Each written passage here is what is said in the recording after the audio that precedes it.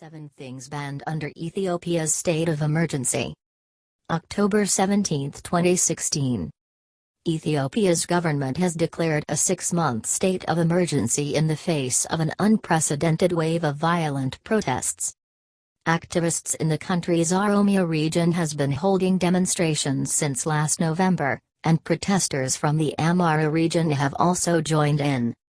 The deaths of at least 55 people at an Oromo religious festival on 2 October triggered fresh unrest, including the targeting of some foreign-owned businesses. Rights groups say that at least 500 people have died during the protests overall, and last week Prime Minister Haile Mariam Desalegn said that could be an accurate estimate. The emergency was announced earlier this month, but the government has now made clear what this means in practical terms. Here are some of the things that are restricted. 1. Social media. You cannot use social media, such as Facebook and Twitter, to contact what are called outside forces. In fact, any attempt to communicate with terrorist organizations and anti-peace groups designated as terrorist is banned.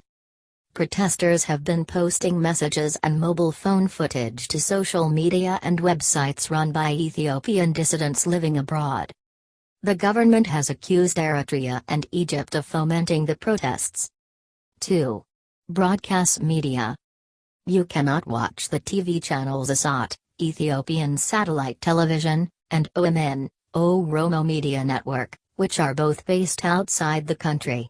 The government has described them as belonging to terrorist organizations. These broadcasters have become some of the major sources for people wanting to know more about the protests. 3. Protests. You cannot organize a demonstration at your school or university, neither can you be involved in a political campaign that is likely to cause disturbances, violence, hatred and distrust among the people. University campuses were among the first places to be hit by the wave of anti-government protests. 4. Gestures. You cannot make a political gesture, such as crossing your arms above your head, or communicate a political message to the public without permission. The crossing arms gesture has been seen widely at the protests in Oromia, and even made it to the Olympics when marathon runner Faiza Lilesa used it as he crossed the line in second place in Rio in August. 5. Curfew. You cannot visit a factory, farm or governmental institution between 6 p.m. and 6 a.m. the next day. If you violate the curfew, then law enforcement bodies have been authorized to take the necessary action. Government buildings and private businesses, some of them foreign-owned, have been deliberately targeted by some of the protesters. 6. Diplomats. If you are a diplomat, you are not allowed to travel more than 40 kilometers, 25 miles, from the capital, Addis Ababa, without permission.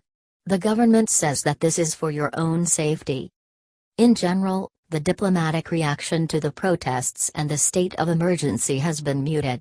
The U.S. has said that it is troubled by any restrictions on the freedom of expression in the state of emergency, but, like other Western powers, has called for peaceful dialogue to solve the country's problems.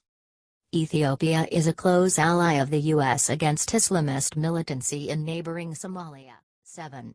Guns.